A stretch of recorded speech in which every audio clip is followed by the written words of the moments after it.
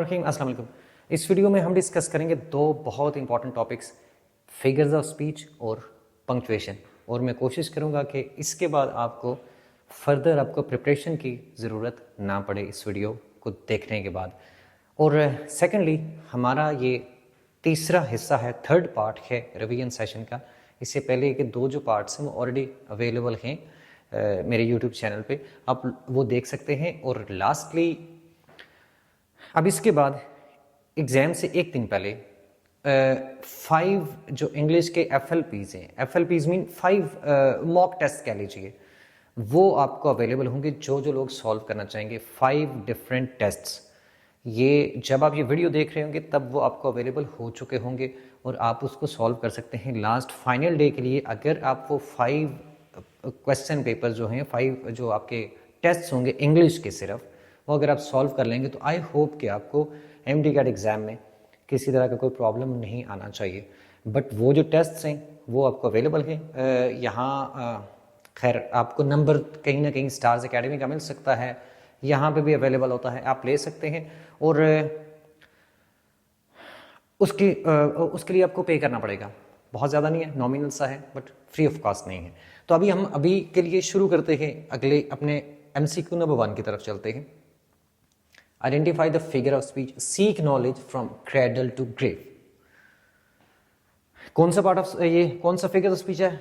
Metonymy है, synecdoche है, paradox है, ऑक्सीमोरॉन। अच्छा, पैराडॉक्स और ऑक्सीमोरॉन दो और डिफरेंट चीज़ें हैं, बट ये दो को स्टूडेंट्स अक्सर मिक्स करते हैं, मेटोनमी और सिनिक्टिकी। देखिए जो मेटोनमी होता है ये होता है, इसका ताल्लुक होता है, ये डिपेंड करता है एसोसिएशन के ऊपर। यानी जब एक कोई चीज़ को आप उस नाम से नहीं बुलाते हैं, उस नाम से एड्रेस नहीं करते हैं, बल्कि उसकी जगह पे उससे क्लोजली रिलेटेड कोई कॉन्सेप्ट है या क्लोजली रिलेटेड कोई और चीज़ है, उसको इस्तेमाल करते हैं, तो इसको हम मेटोनिमी कहते हैं। और सिनिक्टिकी जो है ये थोड़ा सा डिफरेंट है, ये होता है पार्ट होल या होल पार्ट, ये रिलेशन होता है, ठीक है। तो ये दो का डिफरेंस समझना। अब यहां पे जो इस्तेमाल हुआ है क्रेडल और ग्रेव इस्तेमाल हुआ है लाइक डेथ के लिए, और ये आपका क्रेडल का मतलब है चाइल्डहुड, तो ये आपका क्रेडल चाइल्डहुड और डेथ, तो ये इससे रिलेटेड चीजें हैं। चाइल्डहुड से रिलेटेड चीज है क्रेडल और डेथ से रिलेटेड है ग्रेव, तो दैट मीन्स ये आपका क्या बनेगा? This is metonymy. Next MCQ पे आते हैं। The pen is mightier than the sword. Again pen और सोर्ड किसी और चीज को रिप्रेजेंट कर रहे हैं, इनसे रिलेटेड किसी चीज से, इनसे एसोसिएटेड। यानी पेन जो है वो राइटर को या फिलॉसफी को, राइटिंग को रिप्रेजेंट कर रहा है, पेन किसी और चीज के लिए इस्तेमाल हो रहा है, ठीक है। तो इसी तरह से सोर्ड भी किसी और चीज के लिए इस्तेमाल हो रहा है। तो पेन और सोर्ड की स्ट्रेंथ का नहीं है, लाइक ये है बेसिकली पावर, आपकी जो एक फिजिकल पावर होती है एक वो, और एक राइटिंग वाली पावर होती है, आइडिया की पावर, दो चीजों का कंपैरिजन है। तो यहां पे भी ये आपका बनेगा मेटोनिमी। नेक्स्ट देखते हैं जी क्या है।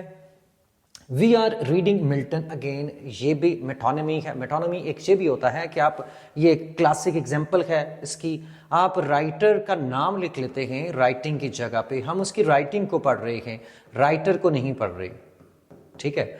लेकिन अगर किसी की राइटिंग के लिए, किसी के प्ले के लिए, किसी की पोएम्स के लिए बंदे का नाम, राइटर का नाम इस्तेमाल करते हैं, तो ये एक लिंक्ड चीजें हैं ना दो, ये पार्ट होल वाला नहीं है, इसको सिनिक्टिक नहीं करना, ये आपका मेटोनिमी है, ठीक है।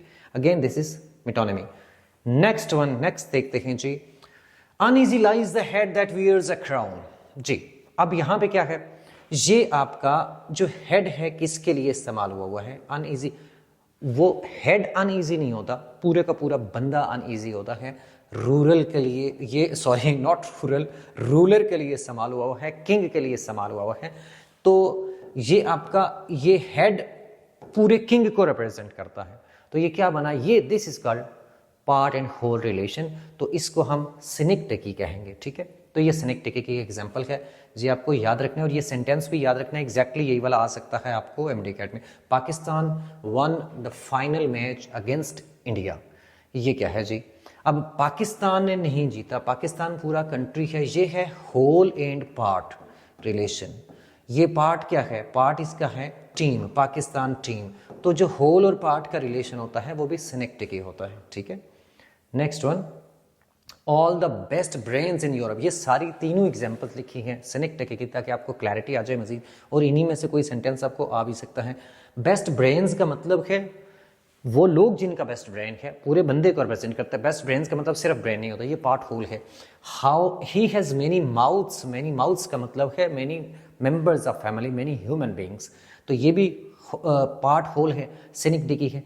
A fleet of 50 sail, 50 sail, ये 50 सेल्स नहीं हम कहते, 50 सेल ही कहते हैं। सेल कहते हैं लाइक मेरे ख्याल में उर्दू में बादबान कहते हैं उसको, एक शीट सी लगी होती है जो आप बोट्स के ऊपर भी देखते हैं, हवा के लिए जहाज़ों के ऊपर भी लगी होती है। तो ये 50 सेल का मतलब this is equal to ships, तो ये शिप्स को रिप्रेजेंट करने के लिए उसका एक हिस्से का नाम लिया गया है, ये भी पार्ट होल है, ठीक है। तो ये तीनों एग्जाम्पल्स हैं सिनेक्टिकी की। तो आई होप कि सिनेक्टिकी और मेटानमी का डिफरेंस आपको समझ आ गया होगा। ओ लिबर्टी व्हाट क्राइम्स हैव, जब भी आप किसी एक ऐसी चीज को या किसी एक ऐसे बंदे को पुकारते हैं, उसको मुखातिब करते हैं जो कि एब्सेंट है या वो मर चुका है, यानी कोई एब्सेंट है, मौजूद नहीं है, या डेड है, आप उसको बुला रहे हैं, कोई बंदा भी हो सकता है, कोई चीज़ भी हो सकती है जो कि सुन नहीं रही है, जो मौजूद नहीं है, तो उसको हम कहते हैं एपोस्ट्रफी। ओ लिबर्टी, ओ मिल्टन जैसे कहते हैं। अच्छा, आप ये क्या बनेगा एड्रेस करने के लिए?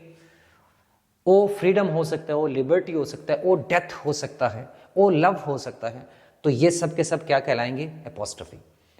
Next one, give every man the ear but few thy voice, आप सबकी सुने लेकिन बोले कम लोगों के साथ, ये मतलब है इस बात का। अच्छा, अब ये जो है ना, ये अब इसके अंदर क्या है, ये अभी आपको एक डिफरेंट कॉन्सेप्ट है, ये समझना है। यहां दो चीजें हैं, एंटीथेसिस है, पैराडॉक्स है।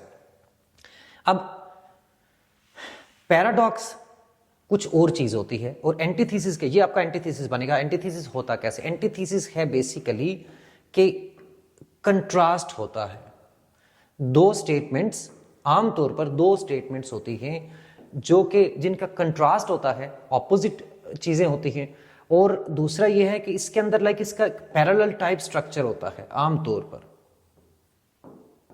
बैलेंस स्ट्रक्चर होता है, तो ये आपका एंटीथेसिस कहलाता है। अब पैराडॉक्स क्या चीज है, आपको ये भी समझना है। आपको एंटीथेसिस, आपको पैराडॉक्स और आपको लाइक एपिग्राम का डिफरेंस समझना है। एंटीथेसिस का ताल्लुक लाइक किससे है? ये दो डिफरेंट चीजें हैं, दो ऑपोजिट टाइप कॉन्सेप्ट्स हैं, और ये दोनों को इकट्ठा किया गया है और पैरेलल स्ट्रक्चर बनाया गया है, ये आपका होता है एंटीथेसिस।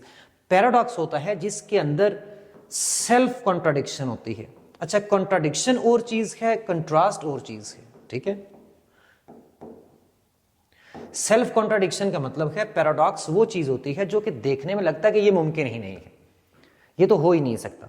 मैं जैसे कहता हूं कि इस शहर के अंदर, इस शहर, यहां पर रात को दिन होता है, तो अब रात को दिन होता है, लाइक पहली नजर में जब आप देखेंगे तो ये आपको लगेगा ये तो सही नहीं है, ये तो पॉसिबल नहीं है, एक कॉन्ट्राडिक्शन है इसी के अंदर। लेकिन जब आप गौर करेंगे तो आपको एक इसका एक मीनिंग नजर आएगा, कोई ना कोई एक डीपर मीनिंग होता है, ठीक है। Self contradiction that leads to a profound deep meaning, तो ये होता है आपका पैराडॉक्स, ठीक है।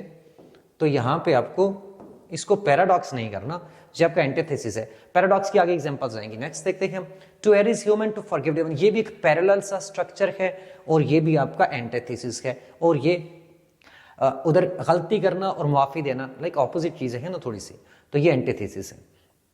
Next one, not that I loved Caesar less but that I loved Rome more, again एक पैरेलल स्ट्रक्चर है, और इधर क्या लिखा हुआ है? आई लव, इधर लेस है, इधर मोर है, तो ये आपका लाइक कंट्रास्ट भी है और पैरेलल स्ट्रक्चर भी है, तो ये अगेन आपका क्या बनेगा? एंटीथेसिस बनेगा। ये इसके अंदर कोई डीप मीनिंग नहीं है, कोई ऐसी चीज नहीं है कि आप इसको पैराडॉक्स करें, पैराडॉक्स नहीं करना। The comedians jokes were seriously funny. अच्छा, अब जब हम कॉन्ट्राडिक्शन और कंट्रास्ट की बात करते हैं तो एक और फिगर ऑफ स्पीच होता है, वो क्या है? ऑक्सीमोरॉन कहते हैं जिसको। ये इसके अंदर ऑक्सीमोरॉन और खासकर पैराडॉक्स और ऑक्सीमोरॉन का डिफरेंस भी आपको पता होना चाहिए। ऑक्सीमोरॉन में दो वर्ड्स को इकट्ठा रखा जाता है, बिल्कुल साथ होते हैं और वो ऑपोजिट होते हैं, ठीक है। जैसे सीरियसली फनी लिखा हुआ है, जैसे डेफ साइलेंस लिखा जाए अगर फॉर एग्जाम्पल, जैसे आप कहते हैं स्वीट नॉइज, तो ये आपकी एग्जाम्पल्स होती हैं। आप कहते हैं ओल्ड बॉय, तो ये सारी की सारी एग्जांपल्स किसकी हैं? ये होते हैं आपके ऑक्सीमोरॉन। तो seriously funny is an example of oxymoron. Next one, she faced a situation of controlled chaos। Again controlled chaos। chaos controlled नहीं होता। chaos का मतलब ये होता है कि अफरा तफरी होती है, जहां पे होपलेसनेस होती है और चीजें कंट्रोल अंडर कंट्रोल नहीं होती है। तो अगर आपका कंट्रोल है तो वो chaos, तो कंट्रोल्ड chaos जो आपका है वो क्या बनेगा आपका? इसको हम ऑक्सीमोरॉन कहेंगे कि because two opposite words have been placed side by side. ठीक है, नेक्स्ट नाम भी मैंने लिख दिया है, एक फिगर ऑफ स्पीच, इसको लाइटोटिस कहते हैं। लाइटोटिस क्या है इसको अगर आप देख लीजिए, सिंपली ये है कि किसी दो नेगेटिव चीजों को मिला के, एक नेगेटिव वर्ड नॉट होता है, नो होता है, उसके साथ किसी एक नेगेटिव चीज को मिला के this gives a positive sense. ठीक है, पॉजिटिव वर्ड। अब ये क्या आ गया था, इस ये यहां पे क्या कहा जा रहा है? He is not a bad singer, he is a not bad is equal to good. जब हम नॉट बैड कहेंगे तो this is equal to good, तो ये पॉजिटिव चीज है ना। तो नेगेटिव के साथ नॉट लगा के आप पॉजिटिव का कॉन्सेप्ट देंगे तो इसको लाइटोटिस कहते हैं। सारी एग्जांपल्स देख लें, not impossible, not unfamiliar, not wrong, no ordinary. अच्छा, this man is no fool. No fool यानी बजाय ये कहने के दिस मैन इज वाइज, हम क्या कहते हैं? दिस मैन इज नो फूल। ठीक है, I am not a little surprise, not a little surprise क्या मतलब हुआ? मैं थोड़ा सा सरप्राइज नहीं हुआ, मैं बहुत ज्यादा सरप्राइज हुआ। मैं instead of saying this I am greatly surprise, हम कहते हैं नॉट अ लिटिल सरप्राइज। तो ये भी आपकी किसकी एग्जांपल है? लाइटोटिस की, ये याद रखिएगा। नेक्स्ट वन जी, to gossip is a fault, to libel a crime, to slander a sin. जी, अब क्या चीज है?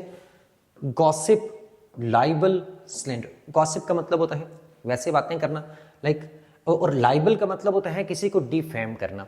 स्लैंडर का मतलब, लाइबल का मतलब यानी किसी के बारे में ऐसी बातें करना जिससे उसकी डिफेमेशन हो, और स्लैंडर लाइबल से अगली डिग्री है। ठीक है, तो अब ये क्या है? जब भी आपका, इसको हम कहते हैं क्लाइमेक्स। अब क्लाइमेक्स क्या होता है? जब भी इंक्रीजिंग ऑर्डर ऑफ इंपॉर्टेंस हो, इंक्रीजिंग ऑर्डर में आप कोई चीज ऐसी बयान कर रही है जो इंक्रीजिंग ऑर्डर ऑफ इंपॉर्टेंस हो या मैग्नीट्यूड हो, तो उसको हम कहते हैं क्लाइमेक्स। यानी पहले में, दूसरे में, तीसरे में, तो चीजें ये इंक्रीज हो रही है और ये इंक्रीजिंग ऑर्डर है। तो इंक्रीजिंग ऑर्डर में जब भी इंपॉर्टेंस के लिहाज से या मैग्नीट्यूड के लिहाज से इंक्रीजिंग ऑर्डर में जब कोई चीज, जब फ्रेजेस आपके एक्सप्लेन करेंगे किसी चीज को, किसी भी चीज को, तो वो आपका क्या कहलाएगा? क्लाइमेक्स कहलाएगा। ठीक है, तो ये आपको याद रखना है। एक एंटी क्लाइमेक्स भी होता है, वो इसका उलट होता है। ठीक, the child is a father of man. अब ये क्या है? This is what we call, इसको अब क्या कहते हैं? Contradiction. Apparently on the surface of it this looks impossible, like ये कॉन्ट्राडिक्टरी स्टेटमेंट, और गलत लगती है। ये क्या मतलब है? चाइल्ड, बच्चा फादर होता है, बाप होता है बेसिकली बच्चे का फादर, ये तो उलट है।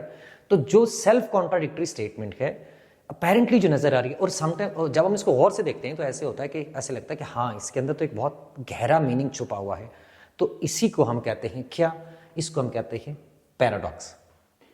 पैराडॉक्सिकल स्टेटमेंट वो होती है जिसके अंदर आपका एक ऐसी चीज बयान की जाती है जो कि देखने में जाहिरी तौर पर लग रहा होता है कि ये तो गलत है, ये कॉन्ट्राडिक्टरी है, ये हो नहीं सकती, अपने अंदर ही कॉन्ट्राडिक्शन होती है इसके। ठीक है लेकिन जब हम गौर करते हैं तो उसका कोई गहरा मीनिंग होता है। ठीक है, आगे और एग्जांपल्स भी आएंगी, तो इसको हम पैराडॉक्स कहते हैं।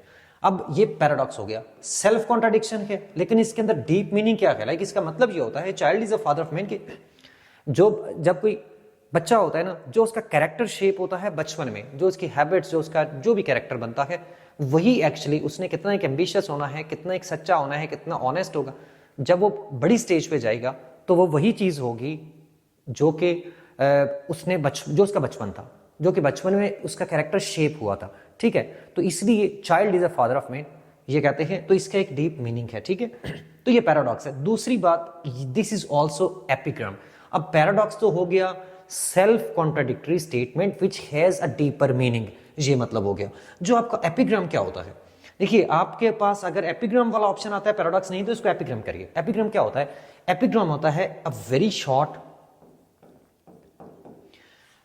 मीनिंगफुल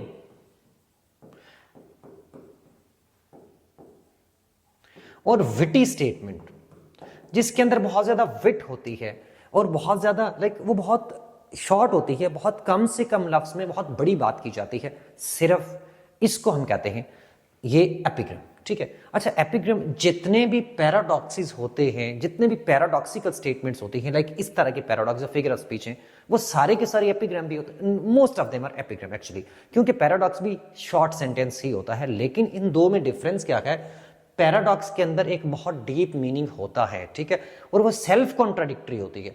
लेकिन जो एपिग्राम है जरूरी नहीं कि वो सेल्फ कॉन्ट्राडिक्टरी हो, ठीक है। लेकिन आपको अगर ये क्वेश्चन आएगा, मोस्ट ऑफ द टाइम जो आपके एमडी कैट वाले हैं वो समटाइम्स इस तरह के क्वेश्चंस उठा लेते हैं बुक से, और सबसे कॉमन बुक जो इनको पता होती है आमतौर पर हम लोगों को, वो आपकी रेन एंड मार्टिन है। तो रेन एंड मार्टिन में पैराडॉक्स का जिक्र नहीं किया गया है, उसको एपिग्राम कहा गया है, ठीक है। तो एपिग्राम एपिग्राम ये जरूर है, लेकिन एपिग्राम वो कॉन्ट्राडिक्शन वाली भी हो सकती है, सेल्फ कॉन्ट्राडिक्टरी भी हो सकती है, और उसके बगैर भी हो सकती है, ठीक है। कोई एक ऐसी स्टेटमेंट जिसके अंदर, फॉर एग्जांपल मैं आपको एपिग्राम के एग्जांपल देता हूं, ये बहुत इंपॉर्टेंट चीज है इसलिए समझा रहा हूं। मैं कहता हूं brevity is the soul of wit, आनी हदा है, brevity is the soul of wit. Brevity का मतलब होता है क्या, मुख्तसर होना। अब ये जो स्टेटमेंट है इसके अंदर कोई कॉन्ट्राडिक्शन नहीं है, लेकिन ये एपिग्राम है, ठीक हो गया। ये पैराडॉक्स नहीं है, ये एपिग्राम है, ठीक है।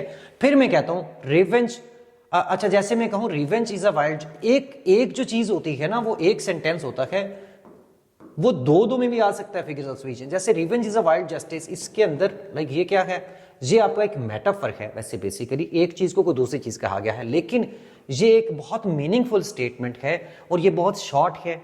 ये क्या है, इसको हम एपिग्राम भी कहते हैं, ठीक है।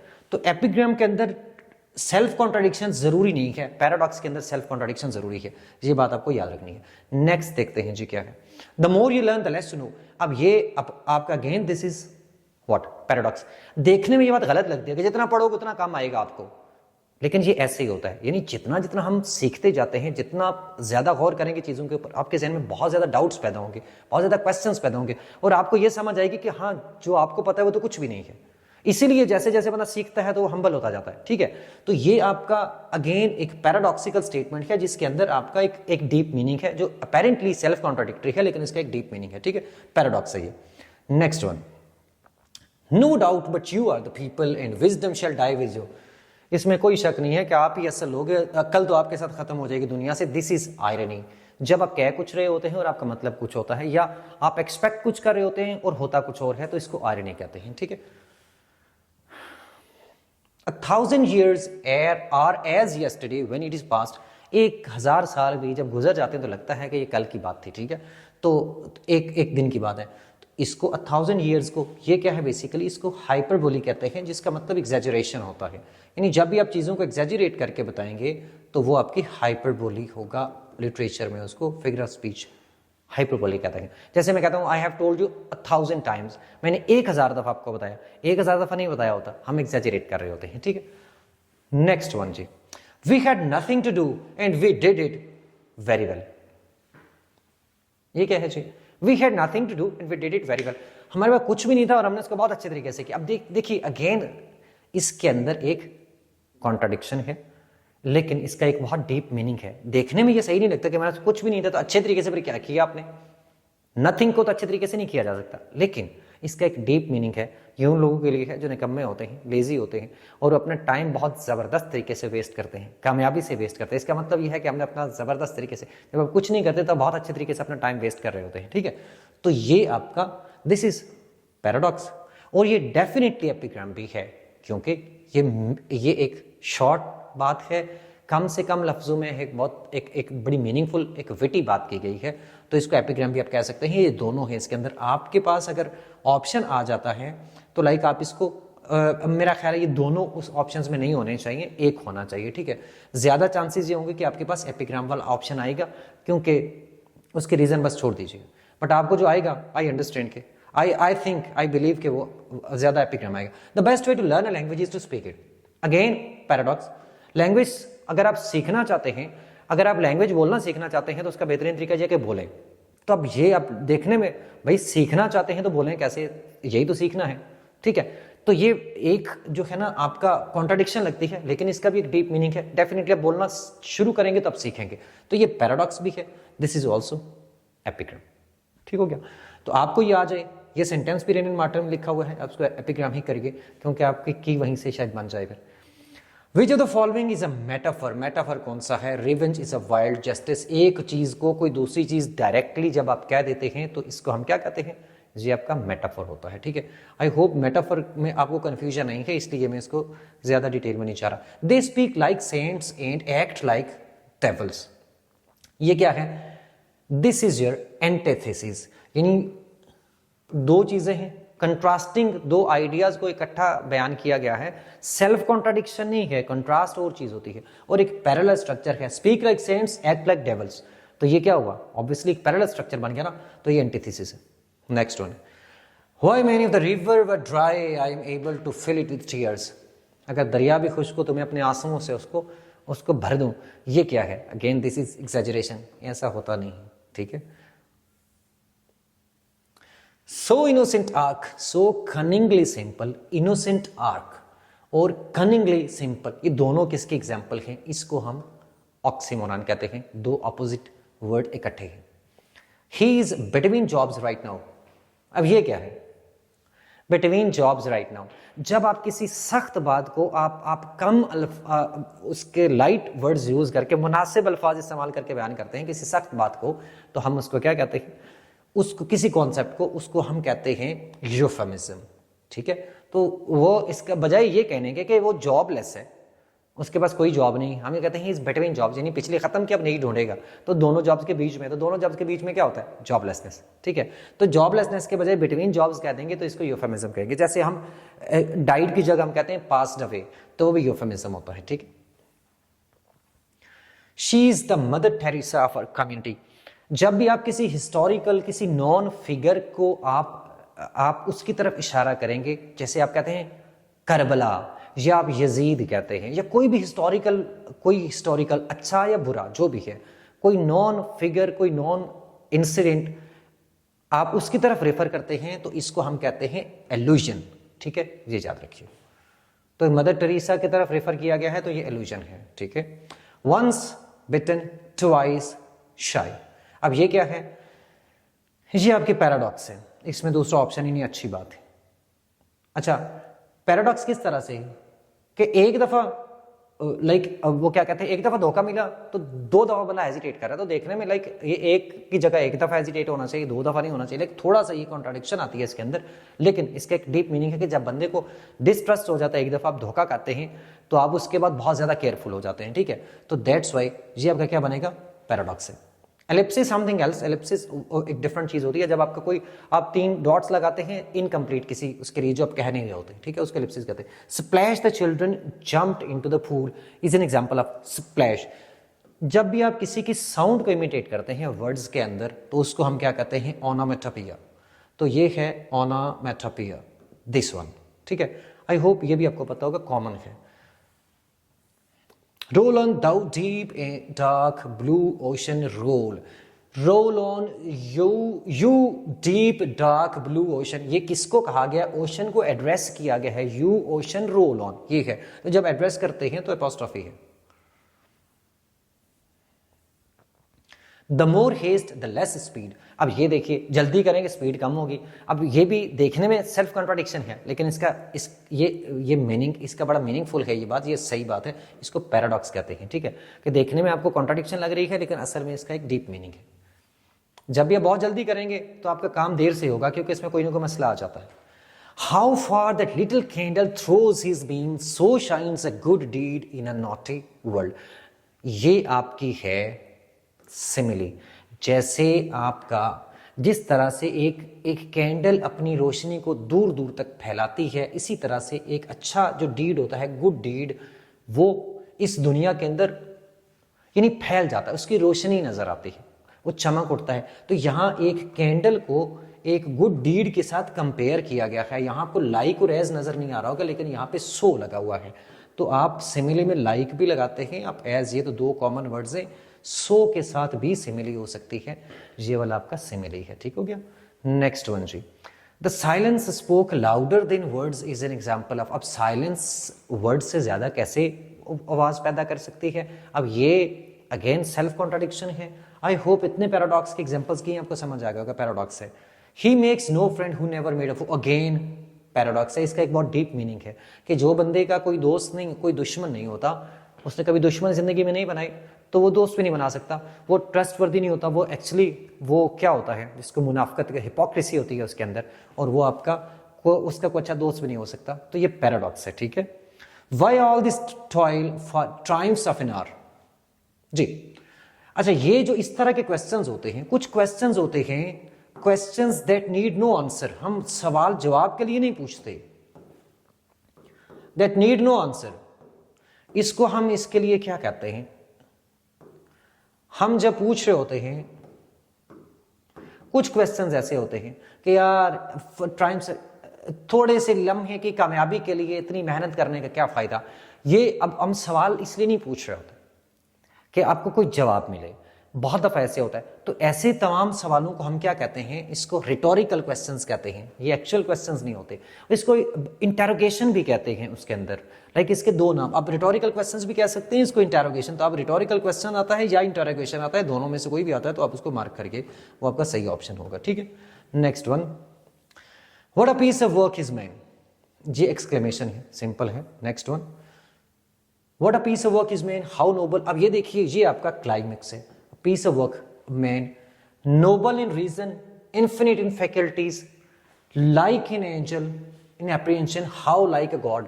तो मैन से नोबल इन रीजन आ गया, इन्फिनिट, बहुत सारी फैकल्टीज होती है, बहुत सारी उसके अंदर क्वालिटीज होती हैं, विजडम होती है, एंजल की तरह होता है, और फिर एक देवता की तरह हो गया। तो ये सारे का सारा क्या हुआ आपका, ये इंक्रीजिंग ऑर्डर ऑफ इंपॉर्टेंस है, इसको क्लाइमेक्स कहते हैं। Next one, for God, for country and for comfortable chair, ये क्या हुआ, ये डिक्रीजिंग ऑर्डर है,